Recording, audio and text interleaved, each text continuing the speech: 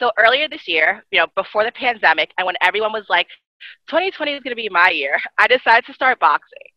And one of the many, many reasons why I decided to start boxing was, of course, due to mental health. I went to law school for this, and during that time, my mental health was shot. And it was a way for me to be able to kind of heal from that experience. And boxing really was a crucial journey in helping me get along. Like a crucial journey in my own mental health journey. But of course, one of the biggest figures in my life who played a huge role in helping me do that, and someone who, like was one of the first people I came to his class and like woke up like at 6 on the dot to rush to his 7 a.m. class in Brooklyn, and really helped me get started with my day, not only, motivated and like with endorphins and ready to go and being fit and, the classic physical benefits of boxing, but someone who helped really ground me personally. And it's someone that means a lot to me, like in my own boxing journey. So I'm so honored to have my next guest come on, Noah Floods. Noah, please introduce yourself, because I feel like you are a jack of all trades, and I don't think I'll ever do you justice in like introducing you. So take it away, Noah. I mean, wow, that's wow. I'm like blushing. Thanks, May. Yeah, I'm Noah Floods, boxer, personal trainer, actor, and general Instagram buffoon. Happy to be here. Thanks for having me. No, thank you. Honestly, I like Noah and my other trainer who was on a past episode, Nikki Farah. They both work at the same gym, and they're both like they're the two people that really, really helped me with this boxing journey and really cultivated that love for me. So it is an honor to have like first Nikki and now Noah be on my show, and it's like honestly the greatest thing. And I'm so excited for you all to learn more about this person who's like been such an integral part to my life and my journey. So Noah, you mentioned that you're an actor, and you and I actually went to the same college, but just like obviously different years and different schools. So you went to college for acting. I'm not going to say where out of confidentiality, but I would love to know, how was that experience like? And especially as an Asian American, we've like the biggest question we've seen is like Asians and Asian Americans in media, in acting. I always joke around with people, like if they ever make a biopic of me, it's gonna be Scarlett Johansson to play me at this point, because like really, it kind of, it's like we face two issues. It's just like the whitewashing of us, and then of also like just like no one wants to, like, I don't know. It's just like that annoying, like that's like the biggest topic, I guess, in the Asian American community in acting. So I just love to know, how was that experience like going to acting school as an Asian American, and also what were the challenges you faced during that time, and of course like your accomplishments or anything that you've learned. So I went to a very we'll say quote unquote prestigious I mean, we'll say prestigious university, especially known for their drama program. And it was one of those situations where coming to New York from a suburban town, the big thing was about like when you grow up in suburbia, you're surrounded by white people. So being Asian is much more like a visual cue than it is like a cultural thing. So I was adopted. I grew up with white parents, have very little connection to like genuine Korean culture, but for all intents and purposes, I was white. Now, as soon as I stepped foot on campus in New York, that was the big change, was that I was now less of that. And as an actor, the biggest issue I would say that's plaguing us right now is like, yeah, okay, there is representation, like we're moving in that direction. It's the interchangeability of people of color who are not Black. So there's Black and white, and then there's everybody else. And the thing that I hold in high regard, so we have like a big show every year that gets done across the entire drama student body, and everyone auditions from it, from all their different like practices and their different subsidiary training facilities. And I got cast in it. Now the show is In the Heights. Yeah. And I was not playing an ensemble role. I was playing a named character that has very much to do with Latin American culture, and specifically the Washington Heights neighborhood of New York. So we caught a lot of flack, and a lot of times with Asians, like we sort of step to the side because there's either something more pertinent in this case, the fact that a lot of our title characters were also played by white people or white passing people. So me being cast as a Latin American was a little bit less urgent. So the biggest issue there was being an Asian cast as a Latin American. You had to basically tell yourself, well, hey, I'm not going to wait around for them to do Saigon because I'd still be waiting. But at the same time, since it's like Asians aren't as not person of color as white people, I sort of took a backseat, and nobody knew how to feel about an Asian person playing another non-black person of color kind of role. It's just really interesting because I never saw it that way. It's definitely a different perspective.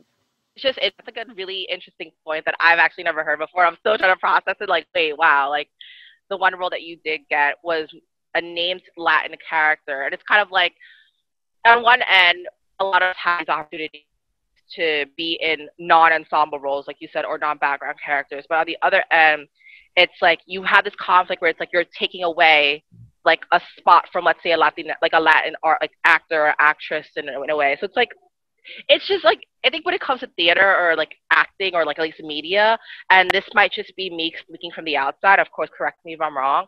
It's always like, oh, we have a set number of parts, right? And like a set number of roles, and these are the only ones that you get.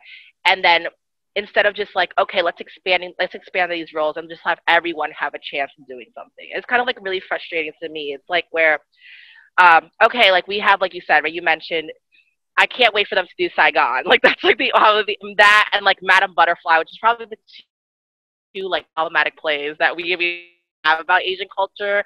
And then my like personal hated like one, King and I, because I guess as a Thai person, that one just angers me up a little personally. It's like those are the three like theater roles that I have, and it's like instead of just those three, like A, B, and C, these are the roles that you have. Why can't we just expand them further into encompassing more stories for us? tell like our experience more holistically. And like, you know, we've seen it in movies. It's getting better with like, you know, Crazy Rich Asians being like a huge platform for Asian and our Asian American media.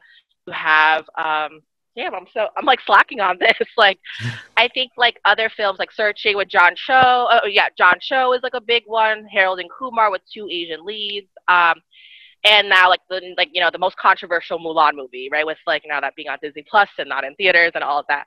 But yeah, I think your story of like the Indie Heights story definitely shows like for a personal experience, like a personal anecdote of how limiting it could be for like Asian Americans in media and things like that. So thank you so much for sharing. That really like put a different perspective on how I ever saw things. Like I never thought that would ever happen, and it's just like really interesting that you brought that up. Well, let's be clear. I was not like in the room with a bunch of Latin American actors that were also students of this same college. It was me and two white dudes, and we were basically trying to decide who could rap better.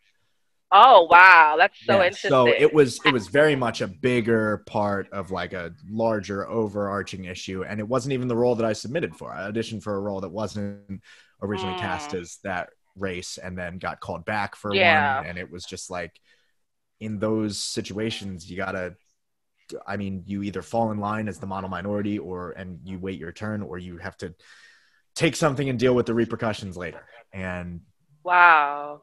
I still don't know if I made the right decision, and a lot of people will tell me I didn't, and I wouldn't have enough conscience to disagree. Yeah. But no, it's just one of those things. Yeah, no, definitely. It's like really interesting that like it's like that internal struggles. Like what do I do? What is the right choice? What is like, you know, what's the best thing that's going to work for me, but also what's the best thing that's going to be like the most socially conscious way for me to do things. And like, I mean, like you said, right, it's not the fault of you or like whoever, like, you know, it's not your fault necessarily. I mean, I know the demographic of the school that we went to, and it's, you know, it's definitely predominantly white. And in the acting program, you know, I used to hang around that, like the acting school a lot when I was a student there, and it was very, very predominantly white. So I could definitely see where that disparity comes into play. That it's like not necessarily your fault, but I think it's just like an overall like point of like systemic issues, obviously, and representation and, you know, things like that. So, yeah, thank you so much for sharing that story. So, like, you know, you went to school for acting, but you're also a fitness trainer, a personal trainer. You're now doing boxing. So like, what was your motivation to making that shift, like going from acting to fitness, and how has that been like? So in college, it was all like do the thing that gets you to success the fastest. Like you want to get out there so that you can be the change that you told yourself you were going to be, all that. I got signed to a fairly big agency pretty quickly, like sophomore year, and kind of just mentally checked out at that point. But so when I got signed, there were like all these symptoms of imposter syndrome, where it's like I was only signed to fill this specific type of roster spot. And, you know, for the first year, I was convincing myself otherwise. I was going out for different things, and I was like, okay, this is truly merit based. But that second year, I was kind of slow on my bookings, and it just became anything that was Asian. So I would read for Chinese voiceovers and Filipino walk-in roles, and I'm Korean. And the breaking point for me was towards the end of my contract. I went in for Mexican, and I was like, well, you know, fool me once, shame on you. Fool me twice, no. So I immediately was like, as soon as this contract is up, I'm gonna take a break from acting. And I had boxed since I'd been involved in combat sports since I was a kid. Had an interest in boxing since like halfway through college, and only really started seriously training towards the end of my senior year. Got a front desk job at Rumble, and through tireless hours of practice, like waking up so we opened the doors at 4:45, and I'd wake up at 3, take the train from Bushwick in to get there like an hour-ish early, or like 45 minutes early, so I could just put on a headset without anyone knowing, plug my laptop in, and pretend to run a warm-up to nobody at 4 a.m, doing that like 4 or 5 times a week. And eventually they were like, we're opening in Brooklyn. I was like, cool. Moved to a location that was off the same train, and just went all in, and got lucky enough to be hired. So here I am now. Yeah, and like we're like so lucky to have you, especially like as someone who frequents that gym. Like you are definitely an integral part to, at least to me, like definitely the Rumble community, and of course like other folks like myself who benefit from your work. And yeah, I mean, like it's interesting because like I see you up on the stage, right? Like in a way that is the stage like that you have, like you have the platform that you have, and you're like in a way like talking to us, being motivated, really putting on a show for us in a way. So I'd love to hear like on, you know, from your like perspective, how did your training as an actor help you like become this amazing trainer, or become like as like because in a way, to me at least, like it's you, but you're also giving a performance, right? You're like hyping up a crowd. You're like letting us know like what to do. It's kind of like you're giving us this like environment that you're setting up the scene for all of us in the gym. So I'd love to know like how did your training as an actor help you shape the way that you run your classes? How has it helped you become like a personal trainer and everything? So I always thought that personal training, like private session stuff, was the opportunity to be like knowledge for knowledge's sake, and you get into advanced knowledge. But for group fitness, it's basic knowledge with a flourish. It's like the fanciest version of the basics. So when it comes to group fitness and through the audition process, you had people going up and speaking to no one, having nobody to read off of other than like 2, maybe 3 other auditioning trainers in the room. And then of course our 2 like heads of talent just sort of watching. And you could really tell the difference between someone who can get up there and say things and like say lines that they had in their head. We actually had one guy give like an intro speech, and we were all like, oh, that's sick. And then they asked him to do it again because his mic fell off, and he said the exact same thing word for word. And we were like, oh my God, he rehearsed. Like he brought a monologue with him. Yeah. So there was a very clear difference between like him and the people who got up there and just ran with it, just let their personality show. And we all had at least the same basic knowledge. So while there were people who maybe knew more than me, you didn't need to know more. You needed to present that which was foundational in a way that people could absorb it and also enjoy absorbing it, you know? Yeah, no, definitely. I feel like clearly see it off of like the way you went up there, right? You really come from the heart, you come from the soul, and you're you, like, and you're having so much fun with it. It doesn't seem like you're just standing there giving a monologue, like, okay, I'm here at Rumble Training, and this is it. We're here to like work out, and like, it's not like this like structured, like fake, like monologue. I mean, honestly, if I really wanted fakeness, I'll just turn on YouTube and like put on any trainer and just like do it, right? But like the way that you really connect with, the like, not, I don't want to say the audience, because I don't think we're really the audience, but kind of like the clients or the students in a way in your class. It's like, yes, you come in with this energy, but it's like that connection and that natural vibe, and that really like makes you successful as a trainer. And like, it's so obvious and clear that like the way you run your classes is like, what's it called? It's really clear how you run your classes, and it comes out naturally. And like, that's so interesting that like the way, even when you described like the hiring process for you being a trainer, it sounds like an audition. It sounds like something that like it sounds like an audition, like even in like the drama industry. So it's like super cool that to hear about that process of things. Um, and yeah, like, thank you so much for sharing that story.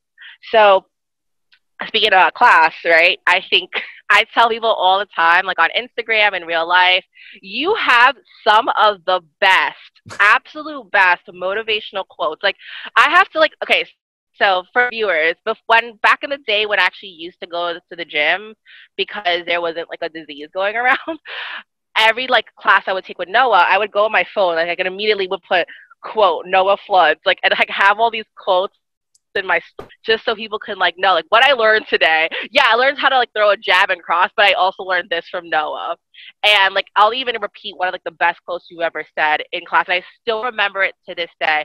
There's two quotes. One, it's like control your breath, right? I think that was like that literally. I know you were saying physically like control your breath, like you are in control of the fight. Like, you kind of like meant, okay, you're physically in control of the fight, but also like mentally, just like control your breath, and like you will be in control of the fight. Whether it's boxing, whether it's life, whether it's finding a job, school, grad school, whatever. And that like holds so much. Like, that's like the one of the biggest like quotes for me. And then number two was, you said everyone in fitness wants to be positive all the time, and like, life isn't just about positivity, and you kind of, it's like it's about both things, right? You have the negative and the positive, just be real about it.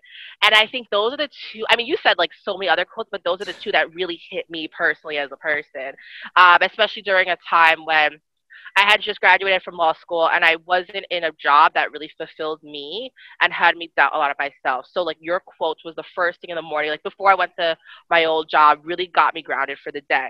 So I'd love to hear like, you kept it real, you kept it honest, you kept it like, like, it really goes back to the fact that like exercise is just about physical like strength and training. And obviously you've done great for my physical health too, but also my mental health in so many ways. So I'd love to hear like, what are your thoughts on how like fitness and movement tie into like benefits of mental health, and how trainers like yourself can help clients not just like gain stamina, but at least for me, you definitely changed my life, not just physically, but also like mental health wise. So I'd love to hear your thoughts on that intersection. Well, first off, that's quite a bit. Thank you. Thank you. Wow. I mean, give me a sec. Oh my goodness. It's awesome to mean that much to you and to say those things. No problem. Honestly, I think like the way I brag about boxing isn't just me trying to be like, oh yeah, I'm going to the gym, I'm a gym rat now, I'm like, no, it's like the people who've helped me on this journey, I genuinely do like really thank, and I'm so grateful for. So in like I'm deviating a little bit from the interview, but like, you know what, like, this is like our show, this is like a community platform, and I just want people to know how great you've been to my journey. So in Thailand, there's a high respect for our teachers, and I think I like Muay Thai, right? So it's our national sport, and folks like students who train with their trainers have a high respect for their teachers, and it comes through that connection, that mentorship. So to me, like, folks like you and Nikki, you guys are my mentors. You definitely have not only showed me how to box, but showed me how to live life, and I really appreciate that. I have that high respect for you both. Well, thank you. Thank you so much. And I mean, the moment that you stop being able to learn from everybody around you, whether it's you're teaching them or they're teaching you. Like that's where you got to get out of your job because you're done. But for me, so I have chronic depression and borderline personality disorder. And I've been dealing with that for upwards of 6-7 years. That's all the way through college now. But it's just become, mental health has become a very big part of my life, and anyone with that sort of experience with mental illness will tell you it's not a cold, it's something that you carry with you every day. And so for me, boxing was that outlet where it was like static became so much more focused, and like this sludge that I felt that I was meandering through the rest of my day with was gone. So it really helped me through a very transitional period as well. It just happened to sort of catch me at a similar time where I needed something to hold on to. And that was very much a part of it. And it allowed me to then reconnect with the people around me, connect with new people. And I just, when I get up on the stage, I just try not to lie. And I try to speak from only the experiences I've had, nothing more, nothing less. Because I found when I was taking classes, I took probably 30 some Rumble classes. I took classes at Shadowbox. I took a class at Overthrow, Work, Train, Fight. I'd been doing all different kinds of things. The things that I found in instructors that really stuck with me were the things where they didn't think anything of it. They spat it out, and it was just like, oh, I'm saying this. And that's how you know that it's truly them, because if they don't think about it, the only thing they speak from is that which they already have, like the thing within them. And you get a piece of them. And for me, that's all I wanted. I just wanted to be up there and try and see what the industry as a whole was, because acting is so similar. It's like positive happiness. You have to be networking. You have to be spreading like your energy to others. And for me, it was like, we go to group fitness classes because we want to work out around people, and we want to be motivated by people, and we want people to see that we're doing something. Like, we want to be about us, so then allow yourself to be about yourself. It's not narcissistic. It's not self-centered. It's self-focused. And it's so important to that reason, because people will grind and grind and grind. And there's this culture of like, if you're not grinding, you're not doing anything. But things like self-care don't just manifest themselves in a way like a boxing group fitness class. You can sit on the couch and stare at the wall for 30 minutes, and fuck it. You can do it for a week. Pardon my language. You can do it for a week. You can sit at the couch and stare at the wall for a week. And if that's what you need, that's what you take. And the only thing with group fitness was that I just tried to get up there and say one thing at least, where I could walk out of the class that I just taught and be like, that wasn't a lie. That wasn't a lie. At least one thing. Because of course you gotta, at 6 a.m. people are looking for like a little bit of energy boost. So you gotta stilt it up a little bit. And obviously the right personalities do better in that. But even from there, a 6 a.m. class, you're exhausted, and you gotta work with that. You can't work with the same kind of 6:30 p.m. energy, and that's okay. Everything's different. Everything's fluid. It's all flexible. And if you force yourself to be one strict thing, and you see these trainers as like one invincible idol, you're never going to learn from them, because if you don't see them for flaws, you'll never build around your own. And there's so much idolization all over, not just in fitness, everywhere. We idolize like celebrity culture and all that stuff, and we want to know what freaking jeans Dixie D'Amelio is wearing. Yeah. And it's just like, just put on the jeans that fit you, dog.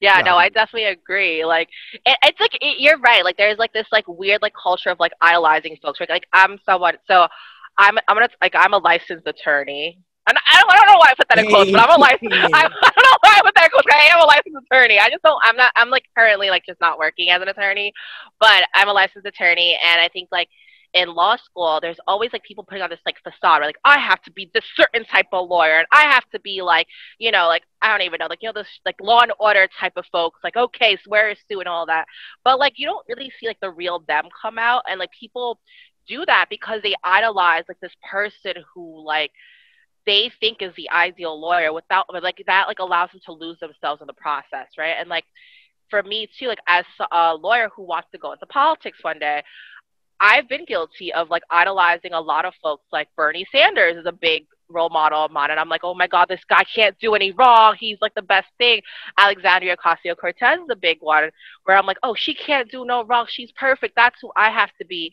But I think that mindset, like exactly like you said, right, in acting and fitness, it gets you so lost in like being this person or this figure or this image that you want to be, and you lose so much of yourself in the process. And when you're not yourself, and that's a big lesson that I've taken from you through your classes and through things, if you're not real with yourself, you can't be the best version of yourself. You're going to be like some shell that's like just there. Like, and I've seen it like in my own industry where so many, like I've been in class with like I've like entered school with so many great people in law school, and over time they like adapted themselves into whatever this image is and lose themselves in the entire process for what, for like just to fit in. And I don't know, I think like when we're talking about like COVID-19 and we're thinking about this time in the pandemic where it's like, okay, there's like no bars hold anymore. Like the rules of life have changed. Everything's gone and everything's like, we're like re-looking at how we look at things. It's like people now don't know what to do with themselves without all these distractions, without all these like, I don't know. But anyway, I'm like digressing right now. But I agree. Like I think being able to be as genuine as you can be in whatever field that you're in allows you to be the best self. And I think that's what like the biggest lesson of group, like being in group fitness with you, being in group fitness is like the place that we, like that place that you work at, the gym that I go to, has allowed me to be not the best version of Bernie Sanders or the best version of AOC or the best version of, you know, Ashley Graham, if we're going to like compare myself like body size or whatever, or the best version of, I don't know who's a plus size model out there, but you know what I mean? It's going to be the best version of me physically, but also the best version of me mentally, right? Going out there, taking on the world, being able to be myself. And that's like the biggest, like, that's one of the reasons why I respect you so much, Noah, is because you keep it real and you keep it you. And even thank you so much for being honest and open about, being like, you know, about your depression and about your borderline personality disorder. Like, thank you so much for like talking about that, because those are things that are very personal but are real about yourself. And so thank you so much for sharing that with me. So, you know, along the same lines, you know, I feel like when we talk about mental health and self-care and all that, it's really hard, at least from experience, like from my experiences, seeing men talk about it. And I think because of that stigma of toxic masculinity, like men aren't supposed to talk about their feelings, men are supposed to like act like nothing's gonna happen, everything, and men are supposed to be like emotionally stronger. So like I'd love to hear from your, like, you know, it's just like I would love to hear from your experience and your perspective. How can we as an overall society, both men, both women, both people who are gender non-conforming, everyone, how can we as a society work to change this narrative and like to help men become more open about their mental health? Because we're human, right? It like the world is, I'm not gonna lie, the world sucks. Like we live, even before the pandemic, the world always kind of sucked in some way for like every single person. And like if you know you're systemically or historically marginalized by society, these things do take a toll on your body and your mental health. So like, you know, it is a problem for not just like a certain type of demographic, it's a problem for everybody. So I'd love to hear like how we as a society can work to deconstruct that stigma of like men and mental health, and how can we be more like accommodating, or at least like more open as society to like, hey, as a man, you're like safe to say these things, or like it's okay for you to go seek therapy or to do self-care or to talk about your emotions. For me, it's two things, pretty to boil it down. Two things. First thing, healthy people should go to therapy. I don't care if you're like, you think that you've never even had a bad day in your life. The sun has shined from the day that you came out of your mother. Go to therapy if it's within like your accessible reach. I think it's such a good resource, and it's a way where you can be like, cool, I can say whatever I want about myself, talk as long as I need to within the time that, you know, that you agree with on your therapist, and feel no judgment, feel no shame, and just at least try and verbalize, articulate the things in you, because sometimes when those things only exist within you, there's no proper way to process them. You have to put them through your entire body, from the heart through to your soul and out your mouth. And that's like, sometimes they come out like shit. Sometimes it's literally creating excrement. But other times it's good energy and it's good things, and you need that kind of processing. And for that same purpose, my second thing is everybody should cry. Everybody should cry. Crying is awesome. Crying is like, if we could sexualize one thing, because we sexualize everything in the whole world, crying is like an orgasm. And it's like right afterwards you have all this clarity and stuff. And if you go for a long time without crying, when you eventually cry, it's going to be like a lot of built up tension, So cry more often and go to therapy. And also, just do both. Do everything. No, yeah, I agree. I think like you brought up a good point, right? You said healthy people, whatever that word means, should also go to therapy. Like you don't need to necessarily have like a hit rock bottom or have like a breakdown to realize, oh, I need help. I think that's like a good point to bring up, right? It's like normalize just go to therapy. Like you go to it's like normalize go to therapy like you're going to like your general practitioner, like your general physician, right? You go for physicals every year, you go get checkups done. That's normalized in society. So like let's normalize go to therapy. Like, okay, it's just physical health and mental health. It accumulates to being like your best self. And if we're okay with your physical health and going to the doctor just for physical checkups, even when we don't have anything that afflicts us, why can't we do the same thing with mental health? And that's such a great point to bring up. I think even for me, like growing up as an Asian American, right, and especially in an immigrant family, mental health is extra stigmatized. They're like, no, that's not real. You're just stressed out. Just go like keep yourself busy. Like, no, it's not real. So even for me, and like yes, like even my own mental health journey, I'm still working on like deconstructing these stigmas of not even just going to therapy, but like you said, right, it's okay to cry. For me, I grew up in a family and like where it's like we don't have time to cry because we need to work on surviving, right? We need to work on creating generational wealth. We need to work on what it is to get our family to survive in this new country. So we don't have time to cry. You just gotta like dust yourself off, get up, and move on with your day. And that's the mentality that I grew up with. So even for me, like it's hard for me to like be okay with crying because like for me sometimes I'm like if I cry I'm like oh my god I'm weak, why am I like this, like I failed as a person if I show an emotion. But it's like really not. I mean like exactly like you said, right, we're human, this is part of our lives. It's orgasm. I think it literally is like an orgasm. We're gonna sexualize it. I this is a sex positive show like literally if we're gonna like talk about it that way, it is like it's like a release of all your like built up tension, and it's like it's literally just like that. It's this built up tension you're letting go and you're releasing. So I like I definitely agree, and it's something for me personally that I still have to work on. I think just like the way I grew up, mental health is like low in priority or like non-existent, like not like in quotes non-existent or something that we shouldn't take care of, but yet like being in law school definitely had me like really checking on that more often because those 3 years in law school really, really like changed the game and changed the way I looked into mental health and at least like taking care of myself more, care of myself more in that aspect. But yeah, so you mentioned those things and like, so how can we like, if we want to dive in further, like how can we ensure that like, okay, it's like just to normalize these things, like how do we like go about like normalizing these things? Because like I think for people like some people are still so scared to start therapy, like it's something that's like terrifying for them. So how do we normalize it? How do we work, like what are some things that we can do to be able to tell people like this is okay? Because a lot of us, including myself, grew up with these like stigmas and grew up with these like misconceptions about mental health and therapy and care. So how do we like break those things down?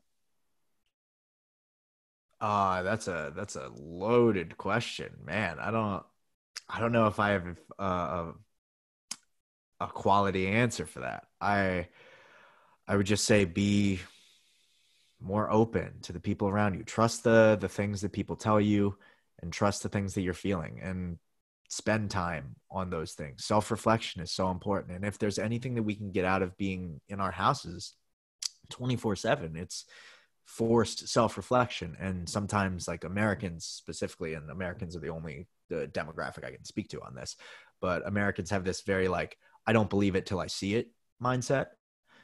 And so in this situation, like if you feel you're going a little stir crazy in your house, maybe you are. And why, you know, stir crazy being the least appropriate term for whatever isolatory feelings are. Um, but you know, assess that. Like what about life do you miss? What about the things where you are in and with yourself? What makes you uncomfortable about that? People, for how much they are so about themselves in how they relate to their job and the system and their place in the world, they care so little about themselves as they relate to just themselves on an individual level. So they'll spend 10 hours losing sleep for a job, but won't spend 10 minutes breathing and just getting back within themselves. And it's this very confusing level of quasi narcissism that we also like don't want to acknowledge when it's convenient for us, you know? No, I definitely understand. I don't want to say like blessings, but kind of like the blessing in disguises about this pandemic is that, at least for me, it really got us to kind of reflect on who we are as an individual outside of like systemic or capitalist things that we, you know, like now that we can't travel, now that we can't go to the like party or do clubbing, or now that we can't really work from home, or some people like don't even have a job because they lost their jobs. Like, who are you outside that identity? Like, I know for me, like I've been guilty of this too, where I shaped my entire identity around my career, right? It's like, okay, lawyer, this is who I am this person, that is all who I am. Like, that's everything about me, is I'm just a lawyer, there's nothing else. And like, you know, being in a job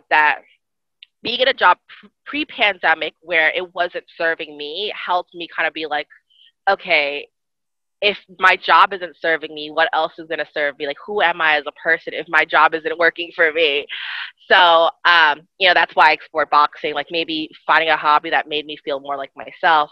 And then now with the pandemic, so this is like a little like me being a little personal now. I left my old job because, well, more like luckily the fellowship ended, but I had left my old job because it just wasn't serving me anymore. Like mentally, I was shot. Like I was burnt out. I was anxious all the time. I just couldn't do that job anymore. And I left. Luckily, my like contract ended anyway. So like, it's just like perfect timing. And now I'm currently unemployed. And truthfully, if you told me pre-pandemic that I was going to be unemployed, I would have threw something. Like, I would have freaked out. I would not know what to do because I'm like, oh my God, who am I without my successes or my accomplishments or my jobs or whatever?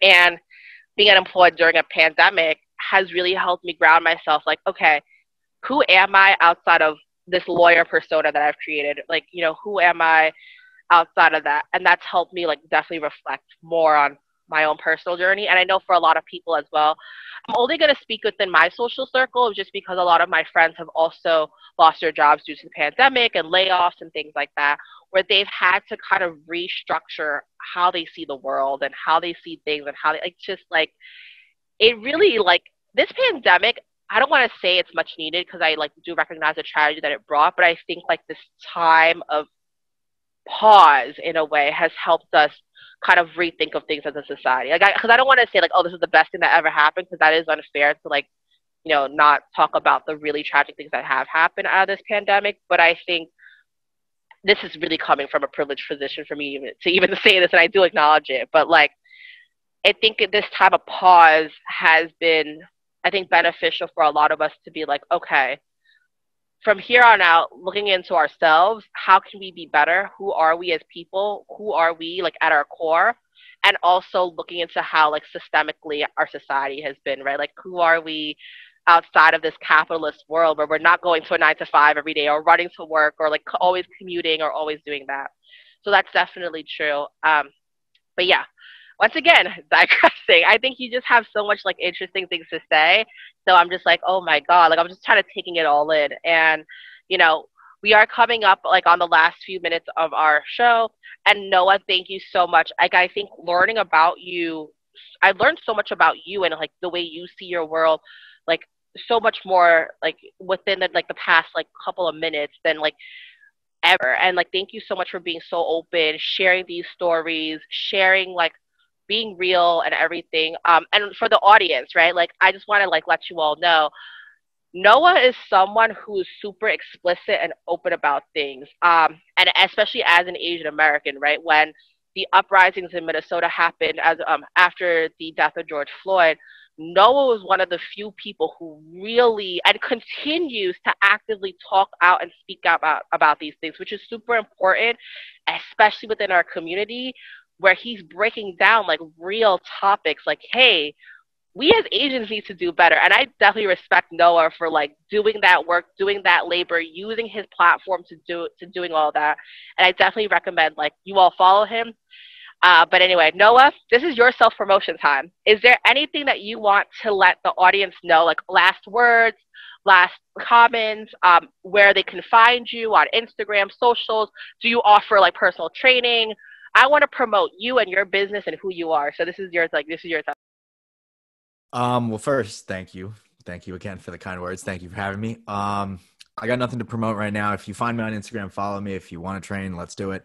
But the one thing I want everyone to take away, please, if you are, especially if you're an Asian, Google racial triangulation. It's an essay by Claire Jean Kim. It's absolutely fantastic. And it's the gospel. You need to read it if you've ever felt doubt or unsure about an Asian's place in the conversations that are being had between Americans, Black Americans, white Americans, etc. Absolutely have to read it. And of course, arrest the cops who murdered Breonna Taylor. And that's it. Thank you so much, Noah. So Noah can be found on Instagram at Noah Floods, and I will put that handle down below. Please DM him. Well, I don't want. No, please DM. I don't want to like flood your. I don't want to flood your DMs. No. Check him out, and of course, like if you're interested, like I'm guessing your inbox is open for like PT and like other like things as well. And yes, I like. Please, okay. Racial triangulation is the best essay, one of the best essays I've read in college. It honestly still stuck with me today. I don't want to be like linked to the PDF because I want to give that person the labor. So find it on your own terms. Please give the labor back to the folks who have been doing it, especially black and brown femmes and women who are doing the work of racial justice. Please like pay back your educators. And of course, thank you, Noah, for joining me on the show. I really appreciate it. I really hope like this thing wraps up soon so that I can go back to the 7 a.m.s. I can get the Noah isms. I could like, please write a book. Like, I feel like if you had a book, even if it's just like quotes, like just quotes and graphics, I will like sit that down and read it as if like, yes, like I need an affirmation today. So anyway, thank you so much, Noah. And like, I really appreciate it. All right, bye.